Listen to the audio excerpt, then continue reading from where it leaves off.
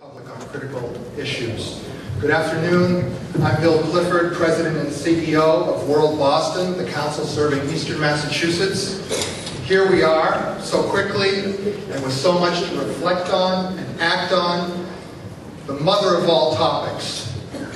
As we sort of summarize what we've been talking about for the last 2 days, as a member of the National Board, I'd like to take a moment to thank and congratulate our chair and frequent moderator, Ambassador Paula Dobriansky,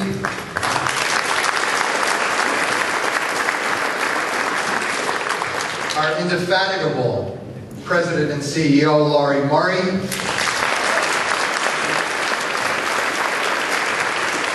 the nimble national staff whose every email updating us on speaker after speaker, panel after panel, that became this outstanding conference. They've done a flawless job in delivering it.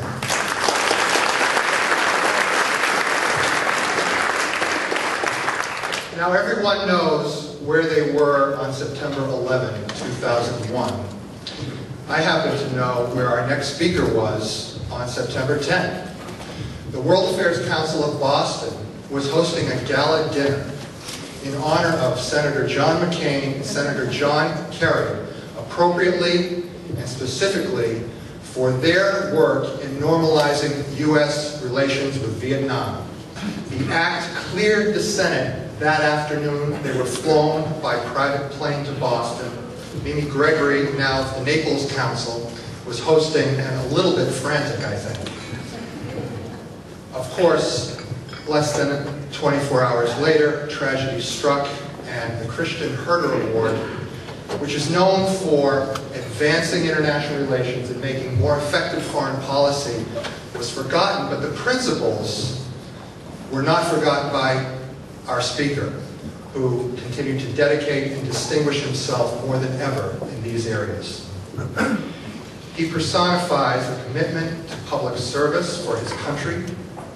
The son and grandson of Navy admirals, he pursued a 22-year career as a naval aviator and was decorated highly on numerous occasions. He came to Congress in 1982, 2 terms in the House, was elected to Senate in 1986. He's now in his 5th term. He serves on the Committee for Homeland Security and Government Affairs, the Committee on Health, Education, Labor, and Pensions, the Committee on Indian Affairs, and he's the ranking member of the Senate Armed Services Committee. Twice he campaigned for the U.S. presidency in 2008 as the Republican nominee. Who brings more experience, insight, and perspective to discuss how the top issues of national security will play in election 2012. He's a great friend of the World Affairs Council of America's network and a great advocate for civil discourse, which we all stand for. In short, he's just right to close our program today. Council colleagues, friends, supporters, ladies and gentlemen, it is my great pleasure to introduce the senior senator from Arizona, John McCain.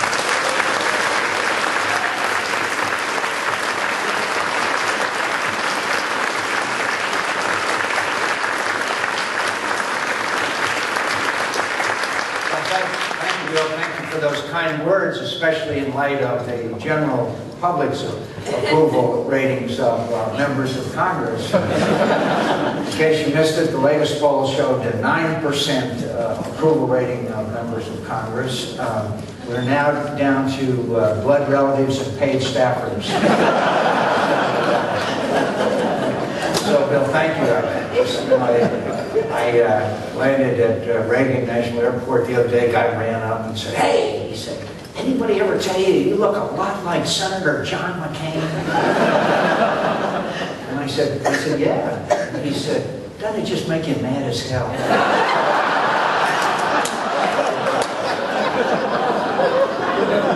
So I want to say thanks, and thanks for mentioning my defeat. If I could just pause a moment and ask your sympathy for the families of the state of Arizona, because Barry Goldwater from Arizona ran for President of the United States.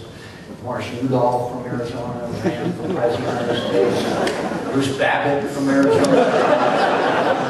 I from Arizona ran for President of the United States. Arizona But Arizona may be the only state in America where mothers don't tell their children that someday they can go on the beach.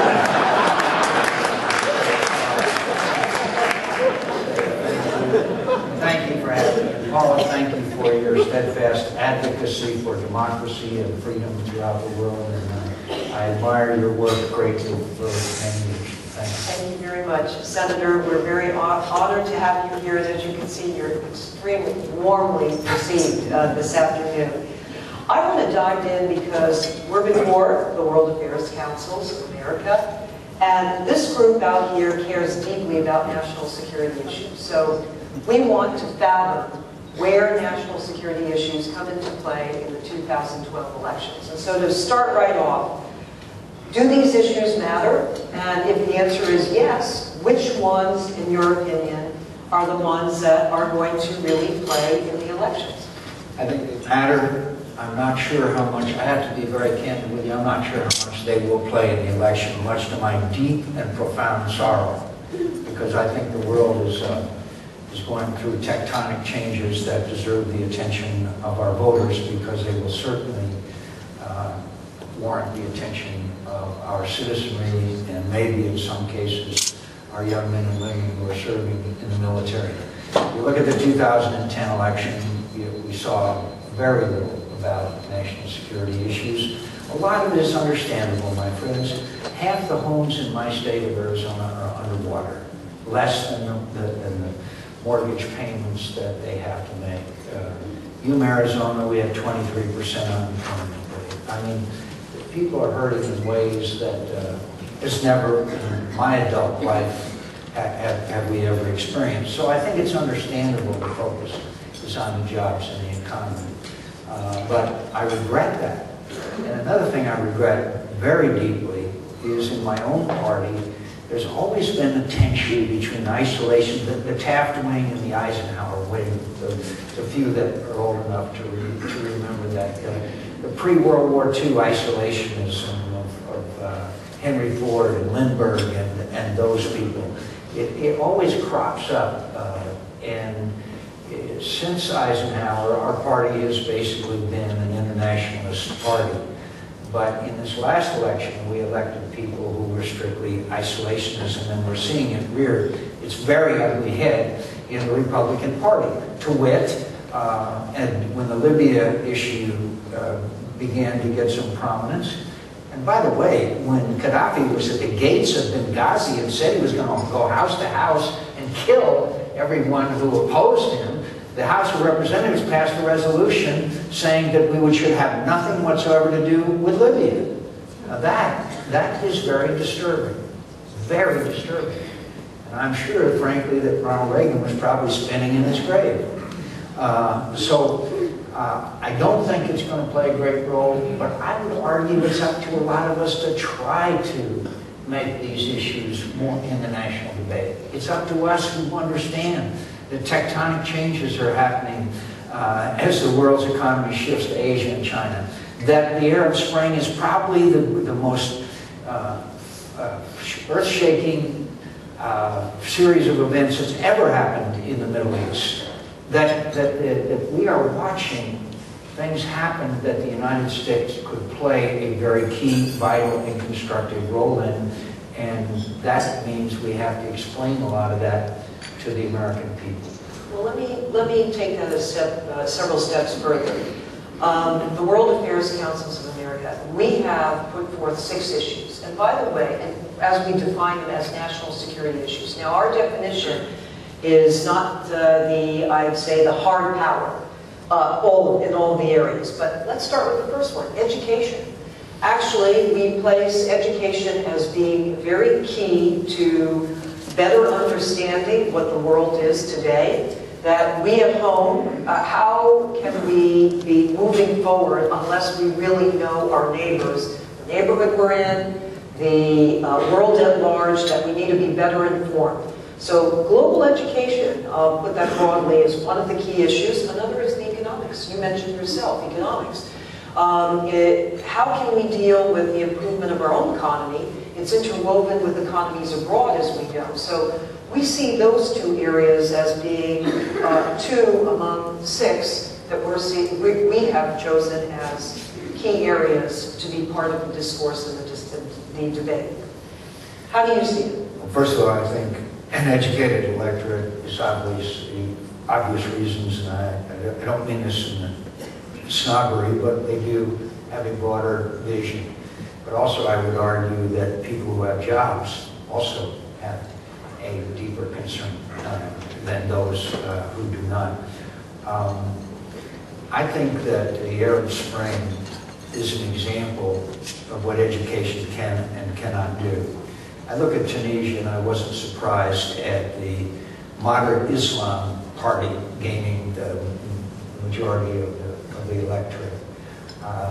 It's a cultured, well-educated, sort of homogeneous society.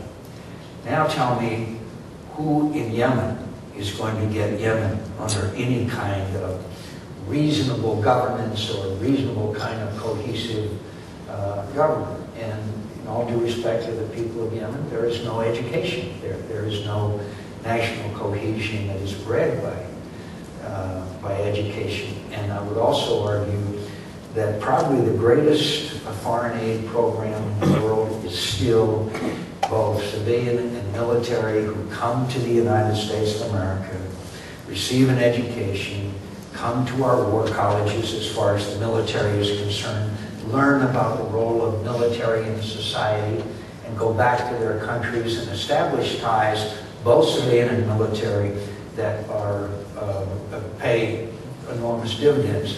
And also, finally, I would argue that we have to try to do a lot more, and it'll come up again, in being able, people who are well-educated, well-qualified, especially in the engineering and science areas, that they could stay in the United States of America rather than be forced to go back to the country that they came from. And so,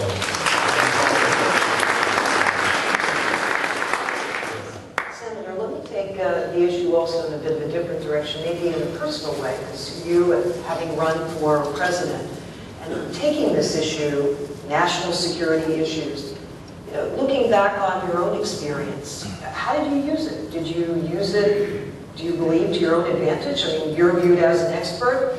In this case, looking at the Republican field, for example, right now, I'm actually hearing a lot of people say we want to hear more debates about national security issues. Maybe it's because the circles I'm in, but actually it seems to me that many are also going to judge these candidates not only on exactly what they're offering in terms of economic plans, but also how knowledgeable they are about dealing with the world at large. But give us some context about your own experience and how it might play in this one. After I came from spending time at what is known as the Hanoi Hilton, and had experienced really a 5.5-year gap. I mean, it was really remarkable. Just a blank space in my life as far as humanity goes. I was fortunate enough to attend what we used to call the National War College, we now call the National Defense University. And that probably was the best thing that ever happened to me. You know, one of the things I used to puzzle about in the prison cell is how the hell we ever got into Vietnam. So I did spend a great amount of time. But really, I'm probably the only one in this room. Anybody else read the Pentagon Papers in its entirety? You're a boring guy.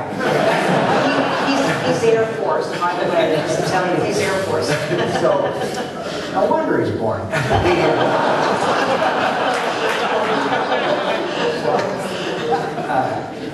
And it really gave me an opportunity, in light of the experiences that I had, to try to understand the world better and the challenges that we face. And I would remind you that back in the 1970s, when I worry about a lot of things happening today, in the 1970s, we really had a divided America. We had a society that was in many ways broken. We certainly had a broken military. Chief of Staff, when the Chief of Staff of the Army, Shai Meyer, came to testify, we had a hollow army.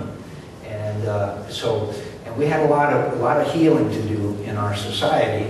And a lot of those factors there were obviously the result, not all, but the result of our engagement in Vietnam. So I think that hopefully it doesn't require that kind of catalyst to make people interested. But I also think we really should understand, with everything that's going on in the world, I say this is the time of greatest peril and the time of greatest opportunity in our lifetime, certainly since the fall of the Berlin Wall. I was in Tunisia with a group of these young people that made the revolution. A young woman said to me, Senator McCain, it's not the first election we worry about, it's the second election. And you know, that's one of the more profound statements that I have heard from this young woman, because if we don't provide jobs and opportunity and economic growth to these countries, they will go radical. We've seen that movie before. So education, I think, is a component not only in the United States, but in these countries as well, to qualify them for the jobs and opportunity that hopefully we can help them with location of American business overseas, that will give them that opportunity and make things better. Could I just finally mention one other thing real quick? Keep an eye on Egypt. Keep an eye on Egypt. Keep an eye on Egypt. The heart and soul of the Arab world. 1 out of every 4 Arabs in the world lives in Egypt. And I've been back and back and back. And I've been disappointed and a bit encouraged at Shintawi and the military junta, but I'm very, very, very worried about what's going to happen in whatever ways that we assistance without alienation we should do. And I'd like to mention one other aspect, and that is there is some thinking, and maybe even in this room, that they don't like Americans in North Africa or the Arab world. They do. They do. They do like us. They want to be like us. They want our assistance. I can tell you from being in Benghazi and telling the people that were struggling against Gaddafi that Americans were with them, they are encouraged, they're excited, they're exuberant about the chance not to be like Russia, not to be like China, but to be like the United States of America. We are still the beacon. We are still the hope. We are still the inspiration. And it's up to us to use this window of opportunity to assist these people as they go through this transition. And I would argue the whole future of the 21st century will rest on how these countries in the Arab Spring evolve. I'm going to invite people to come up to the mics to ask questions. I'm sure we'll have a number who want to ask some questions. Let me ask Iraq, Afghanistan. Are these going to be part of the discussion in next year in the elections, and especially with the issue of what's going to happen on the ground in each place, the changes happening, the removal of troops? We're all driven by polls, as you know, politicians are to a large degree, and that's understandable. If you want to represent people, you should understand what their priorities. And as I mentioned, they're not in the top 10 probably. And I note that approval ratings of the president's withdrawal from Iraq are 75%, withdrawal from Afghanistan probably about the same. And by the way, if you asked about withdrawal from Korea or Germany, you'd probably get the same numbers. And that, and I say with great respect to the president, is what leadership is all about. When's the last time the President of the United States gave an address to the nation about the Arab Spring, about Afghanistan, about Iraq, about the challenges that radical Islam still poses to these countries, and why it is necessary for the United States of America to be involved? I understand why my constituents are happy that we're withdrawing from Iraq, but there's nobody there to explain to them that we leave Iraq in a very tenuous situation. The Iranians have declared a great victory.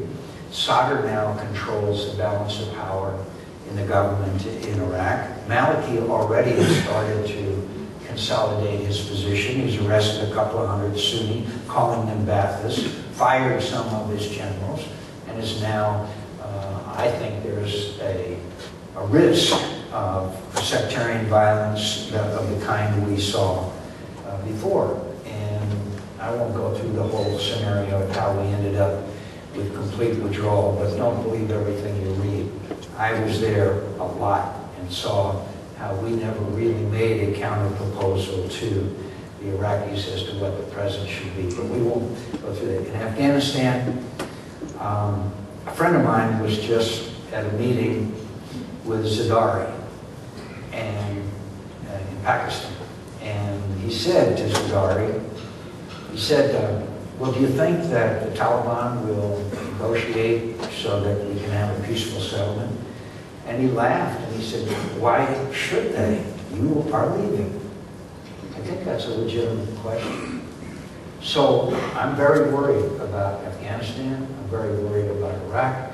I'm very worried, and I will agree that Iraq was terribly mishandled prior to the surge and all that, but I think we run a risk of Afghanistan and other parts of the Middle East returning to being a base for Al-Qaeda and attacks on the United States of America. In the words of Chairman Mao, it's always darkest before it's totally black. We have a question over here, sir, and if you don't mind introducing yourself.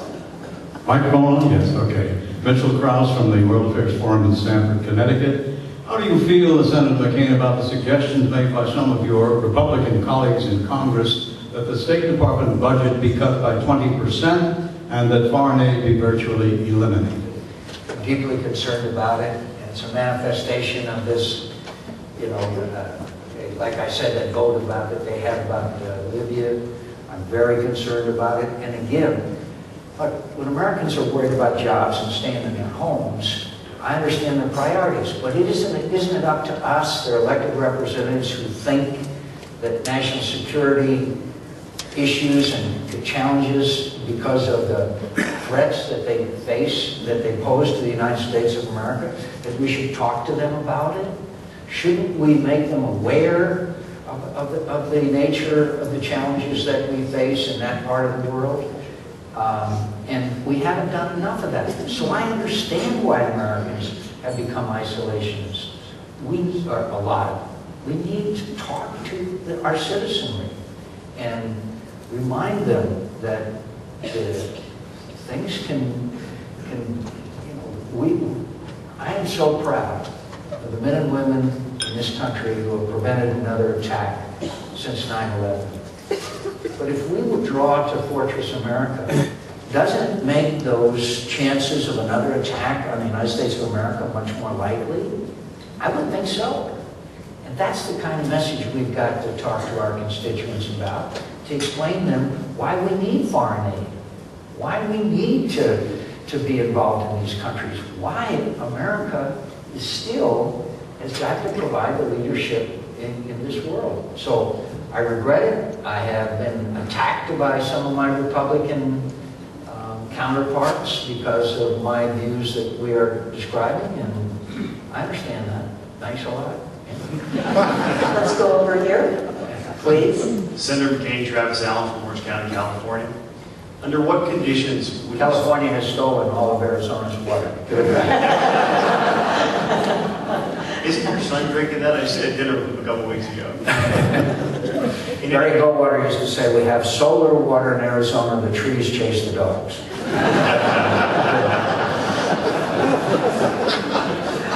Under what conditions would you support U.S. military strike against Iran's growing nuclear capability? Boy, thank you for that question, or no thank you, because I think it's a real puzzler.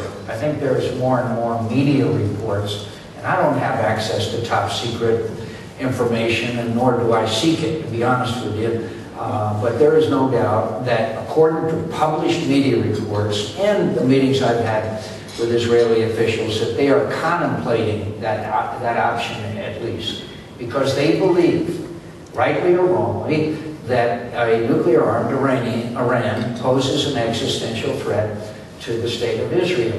Now, that may or may not be true, but I think it's pretty clear that the leadership, the elected leadership of Israel, believes that that is the case. And you know, we've always underestimated the Israeli military capability in our intelligence assessments So I don't know if they've got the kind of weapon that could penetrate all the way to these facilities, as would be required from a pure military standpoint. But I really am concerned about it. Did the United States of America act in all candor in this administration? Probably not. And elections have consequences, and we give that responsibility to the President of the United States, and I would respect the President's decision on that. But I don't think there's any doubt that a nuclear-armed Iran tips the scales in the Middle East in a very, very serious fashion. Whether it's serious enough to warrant United States military action is something I think I would have to know a whole lot more about before I would want to make a decision of that gravity. But there's no doubt that, again, I would like to tell the American people about Iran's support for Hamas and Hezbollah, their export of the most lethal IEDs into Afghanistan and Iran that have killed young Americans, their continued progress, and I think there's going to be an IAEA report out next week that they have continued unhindered in their quest for the nuclear weapons, their influence in Syria, the influence that they have on all of the things that they are doing, not to mention this latest assassination plot of the Saudi ambassador here in Washington. So we've got to, if we ever contemplated a military action against Iran, the American people would have to be taught to very seriously before they would support such a thing. Senator, we're going to take one more question. I think, we have two. We'll take these two questions. I'm going to flip over here then and we'll come back to you. So let's go to you, and then I'll have a wrap-up comment. Mark Mile from Ventura, California. I'm going to preempt my question with my wife's question, and that is, do you talk to your constituents about the problems of national and international problems and challenges? I do all the time. And you know, when I talk about it at town hall meetings, and I do a lot of town hall meetings, by the way, they get more raucous, more interesting than they used to be, but I talk to them all the time, and when I talk to them, they seem to be interested. They seem to be interested in what's going on. They seem to, and a lot of times it sparks questions and answers, but I have to bring it up. They come to the town hall meeting to complain about the fact they're about to be thrown out of their house, or they have a friend that is, or they've lost their job, or something like that. But when we get into the conversation, they do appreciate it. Could I make one more comment before we go to the next question for a second? You know, this Occupy Wall Street movement that's going on, we all deride it, and they're a bunch of jerks, and they're doing all these things, and they're not like our Tea Partiers,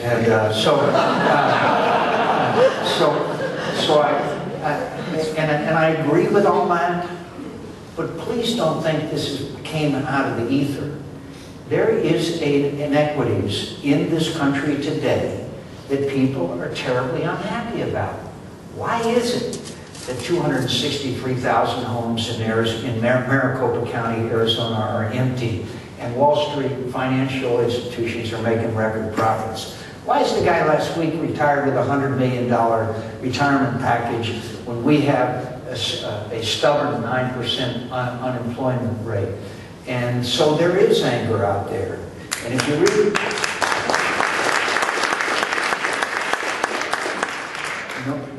renowned liberal that I am, I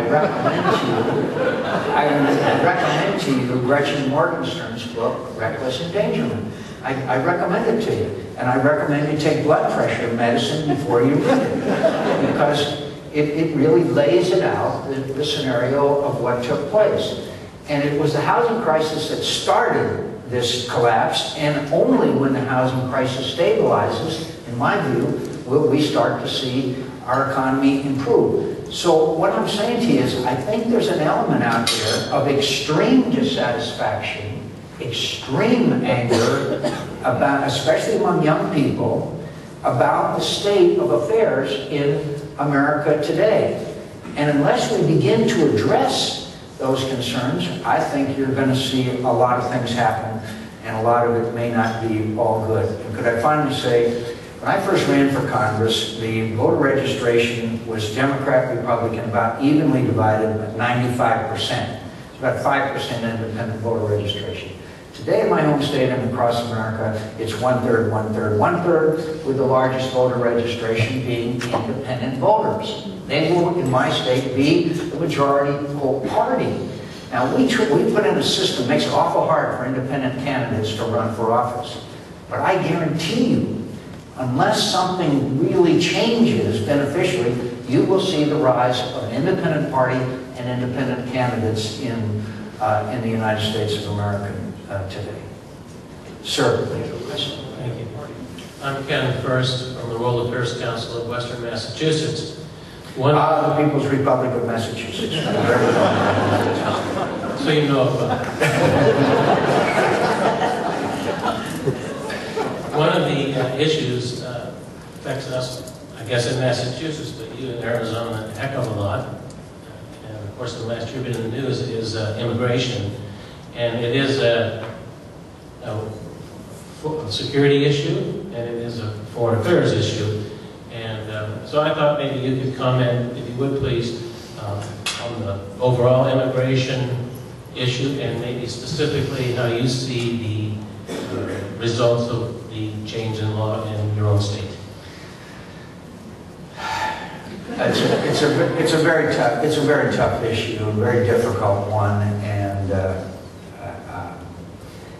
I understand that the reason why America is the greatest nation in the world today is because we have had a continuous influx of new blood and vitality into our country, wave after wave throughout our history. But those people came legally, and I worry a lot about the influence of the drug cartels in my state. We just had a huge bust where 76 people who sit on mountains in Arizona and guide drug traffickers up to Phoenix, where drugs are distributed all over America.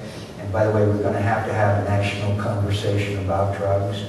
And I'm not for the legalization of drugs, but in all due respect to our Mexican friends, they are right when they say that it's the demand in the United States that's bringing these drugs through their country and corrupting their police and everybody in their government, or certainly has corrupting influence in their government. And I've been puzzling about this and worrying about it and talking to people about it, and it's not in Republicans' interest to be viewed as anti-immigrant. George Bush got, I think, 60% of the Hispanic vote in 2004, and I think I got 30-some% of the Hispanic vote in 2008. One of the ideas that I've been kicking around with some people is, let me just remind you that in 1986, under Ronald Reagan, we gave amnesty, outright amnesty, to 3 million people who were in this country illegally. And we said, we promise that we will secure the borders, but give this one-time amnesty to people and then the problem goes away. Well, now we have 12 million people in this country illegally. One of the ideas that I've been kicking around is to give people who have come to this country illegally and haven't committed crimes and certain priority a legal status in this country, but not citizenship. In other words, a legal status to stay here. But if they want to become citizens, do the normal routine that anybody else does that wants to become a citizen of this country. Apply for a green card, go through all of the process, and compete with everybody else around the world.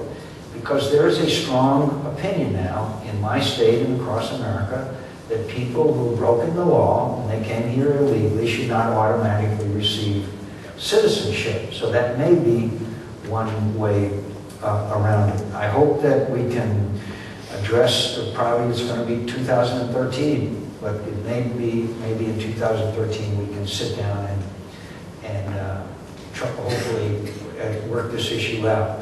But we do have to have more border security. A lot to do with this drug trafficking, cartels, and crime.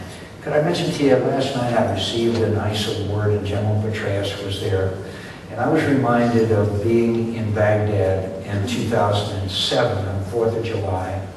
And General Petraeus asked me and Lindsay and Joe Lieberman to attend a re-enlistment ceremony in the palace there in Baghdad. 270 some young Americans had agreed to re-enlist and stay and continue to fight rather than go home to their much-deserved rest. It was very moving. But what was most moving to me, and you probably many of you know, we have a program that if someone joins the military, it is an accelerated process to citizenship.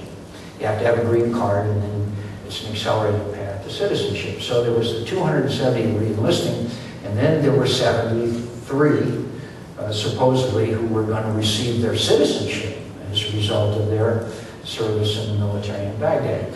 And I looked over them, there was 4 chairs, and they were empty. And they had boots, a pair of boots on each chair. And I said, what's that? And he said, oh, those were guys who were killed in the last 48 hours who were going to be part of this ceremony. Now, I'll never forget that. I'll never forget that as long as I lived. That people were really willing to risk and sacrifice their lives for the privilege of becoming citizens of the greatest nation in the world. It's on my mind a lot. I promise you, I think about it a lot. I think that we have to have the support of the American people for any real significant reform. But I think we should also know that we're still the best. Senator, before we close, I just wanted to share something about you that impacted me. I'm of Ukrainian descent, and the senator is very well known for dealing with freedom-related issues and pushing and advancing the cause of freedom and liberty worldwide. One story that I don't think is maybe as well known as many, but certainly in the Ukrainian American community it is, and that is, I have to say the senator really played a very key role at a time when Ukraine had one of its early, I'll say, supposedly free and fair elections. It ended up not being free and fair, and in fact there was a major contest over who the president was to be.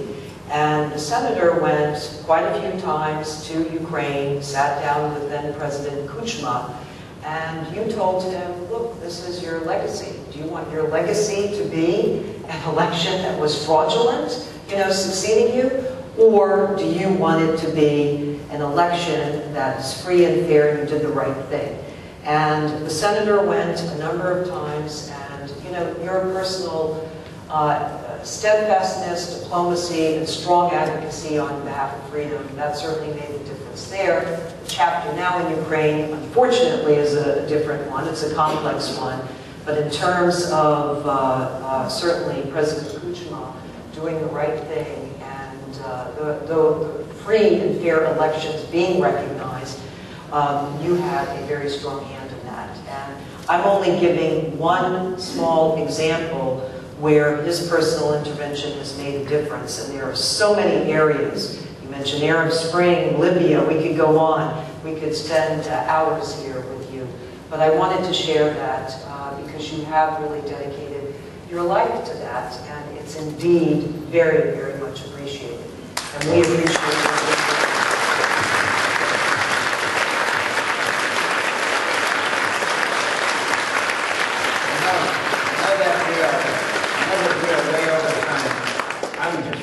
One, thank the World Affairs Council for the key and important role they have been playing in these very turbulent times and before.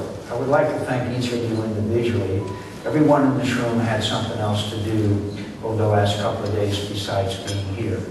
And the fact that you are here and you care about America and you care about the world gives me some more confidence here, trying to do the Lord's work in the city of Satan. There are people who are committed to a better world for our children and our grandchildren. Thank you, Paula.